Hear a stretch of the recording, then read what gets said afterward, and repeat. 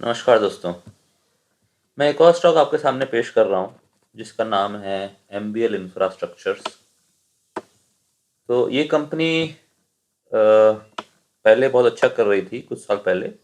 आप देखोगे इसका 5 साल का चार्ट या मैक्सिमम मैं अगर चार्ट लगाऊं तो ये 313 पे थी 10 अप्रैल 2015 को। ठीक है। फिर इसके बाद कंटिन्यूस डिक्लाइन दिख रहा है इसमें, और ये अभी नवंबर 17 को 26 की हो गई थी, देन 12 रुपये, 5 रुपये, अगस्त 2019 में 6 रुपये, और फिर अब आप देख रहे हो 3 रुपये तक भी आ गई थी अप्रैल 2020 में। अब इसका स्टॉक हो चुका है 19 रुपये 24 दिसंबर 2020 को। आइए समझते हैं इसमें क्या चल रहा है। सबसे पहले इसका मार्केट कैप देखेंगे, 200 करोड़ है आज की डेट में। बुक वैल्यू 76 है, और ROCE ROE नेगेटिव है। इस कंपनी का प्रमोटर जो है वो कर्ज नहीं चुका पा रहे थे, और फिर ये इंसॉल्वेंसी में गई, और इसका जो रेजोल्यूशन प्लान हुआ वो प्रमोटर नहीं सबमिट किया, वो जीत भी गए, और उनने खुद इस कंपनी को वापस से खरीदा, और अब उसकी ओनरशिप 68% हो गई है। पहले इनने काफ़ी प्लेज कर रखे थे शेयर्स, अब प्लेजिंग काफ़ी कम है, अराउंड 1 to 2% है। तो this company has come back from insolvency resolution process first of all. तो उनने नया इक्विटी इन्वेस्ट इन्फ्यूज़ किया, और फिर अपने जो 2-3 प्रोजेक्ट्स थे वो एग्जीक्यूट किए, कंप्लीट किए। अब हम लोग देख रहे हैं कि इस कंपनी में थोड़ा रिवर्सल आ रहा है। This company is building base and is we hope that it will sustain in future. तो अब हम देखते हैं इसके बारे में। कुछ न्यूज़ आई थी 15 दिसंबर को जो बहुत इंपॉर्टेंट है, मैं आपको दिखाना चाहूँगा। डिस्प्यूट रेजोल्यूशन बोर्ड ने कमेंट किया है कि 530.73 crore plus interest eight 10% per annum till the payment of the amount in favour of MBL infrastructures limited मिलेगा MBL को। और ये अमाउंट NHAI की तरफ से मिलेगा, क्योंकि उनने एक प्रोजेक्ट कंप्लीट किया है, रिसीवेबल्स पड़े हुए थे, उन्हें अमाउंट नहीं मिला था। ठीक है। तो ये 530 करोड़ 15 दिसंबर को मिलना चाहिए, लेकिन अभी अगर अगर अभी तक नहीं मिला है तो इंटरेस्ट लगेगा 10% पर एनम। पहली बात तो ये। और इसका मार्केट कैप कितना है? 200 करोड़। ठीक है। अब हम इसका रिजल्ट्स देखते हैं सितंबर के। ठीक है। तो ये स्टैंड अलोन रिजल्ट है। मैं कंसोलिडेटेड दिखूंगा क्योंकि इसके कई ग्रुप एंटिटीज भी हैं, कई सब्सिडीरीज भी हैं, तो सब मिला के मैं देखूंगा।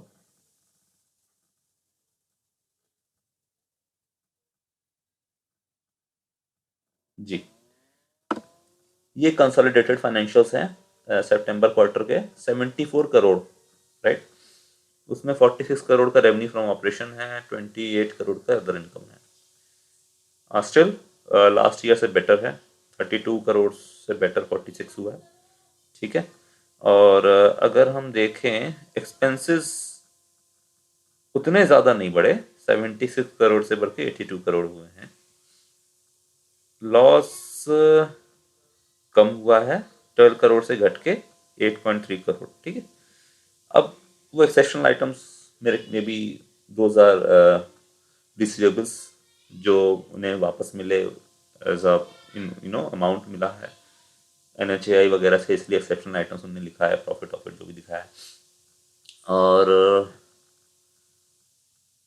तो टोटल आप देखोगे इनकम टैक्स भी रिवर्सल किया उनने। पिछले साल जो उन्होंने इनकम टैक्स दिया था वो रिवर्स करके 34 करोड़ का रिफंड लिया है इनकम टैक्स डिपार्टमेंट से।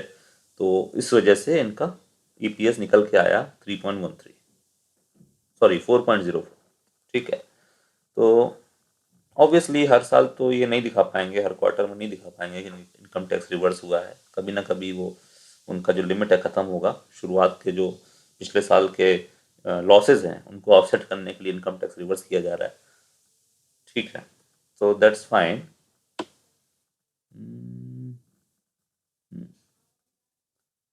कंसोलिडेटेड बैलेंस शीट देखते हैं तो गौर करने वाली ये बात है कि ट्रेड रिसीवेबल्स 1288 करोड़ हैं सितंबर 30 में, और ये 530 करोड़ अगर मिल जाएंगे तो ये घट के हो जाएंगे अराउंड 700 करोड़। ठीक, तो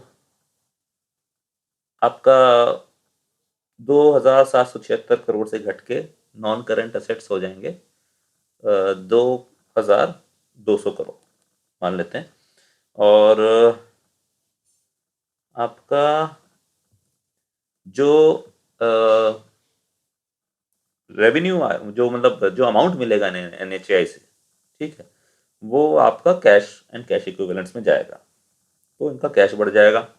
ठीक, फिर इनकी बिडिंग कैपेसिटी इनहेंस हो जाएगी NHAI के प्रोजेक्ट्स में। इनका डेट टू इक्विटी रेशियो भी कम होगा, हो सकता है ये डेट अपना थोड़ा रिटायर भी करें, कम करें, to have a favourable capital structure. तो we may be able to see the borrowings go down, correct. तो अभी करीबन 1200 करोड़ की बोरोइंग है, वो घट के हो सकता है हो जाए 800 करोड़, 400 करोड़ ये वापस कर दें, तो वो एक फेवरेबल कैपिटल स्ट्रक्चर बन जाएगा। Debt to equity less than 1 होने की उम्मीद हो सकती है। और एक कंस्ट्रक्शन कंपनी के लिए जो रोड्स वगैरह बनाती है, हाईवेज बनाती है, डेट टू इक्विटी 1 या उससे कम होना बहुत अच्छी बात है, इट्स वेरी गुड, क्योंकि मोस्टली इनका 1.5 या 2 होता है इन तरह की कंपनियों का। ठीक है, तो ये हम लोगों ने देख लिया। अब आप कहोगे कि मैं यही कंपनी क्यों चुन रहा हूं, मैं सिर्फ इसलिए ऐसा चुन रहा हूं क्योंकि इसका जो मार्केट कैप है 200 करोड़ वो बहुत कम है। ठीक है, और 500 करोड़ अगर इसको मिल रहा है तो मैं नहीं समझता इसका 200 करोड़ ही मार्केट कैप होना चाहिए। इसका फ्यूचर सिक्योर हो रहा है क्योंकि इसके रिसीवेबल्स कम हो रहे हैं, इसके जो भी पेंडिंग लिटिगेशंस थे वो पूरे हो रहे हैं। तो 200 करोड़ तो मैं बिल्कुल ही नहीं मानता कि ये डिजर्व करता है। It should at least be 400 crore the market cap. इसलिए मेरा रिकमेंडेशन तो मैं नहीं कहूँगा, लेकिन मेरा मानना है कि this share price should trade between 35 to 40। पिछले कई दिनों से मैं इसे देख रहा हूँ कि it has been trading at UC levels, upper circuit, और मुझे लगता है कि शायद कभी थोड़ा सा रुकेगा तो भी अपर सर्किट पे ही बंद होगा। ये अपर सर्किट शुरू हुआ है 9 रुपए से लेकर 19 हो गया है, और मुझे ये लगता है 35-40 के बीच में जाना चाहिए बहुत फास्ट।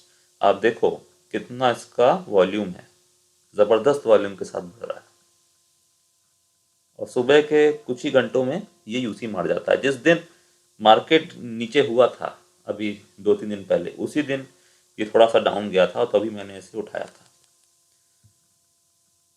मैं एक्चुअली इसका पुराना इन्वेस्टर हूँ, मैंने 200-300 पे भी ले रखा है, तो मुझे तो अपना एवरेज प्राइस कम करना था, लेकिन आपकी मर्ज़ी है, लेना हो तो लीजिए। मैं अपनी एनालिसिस शेयर कर रहा हूँ। बहुत बहुत धन्यवाद।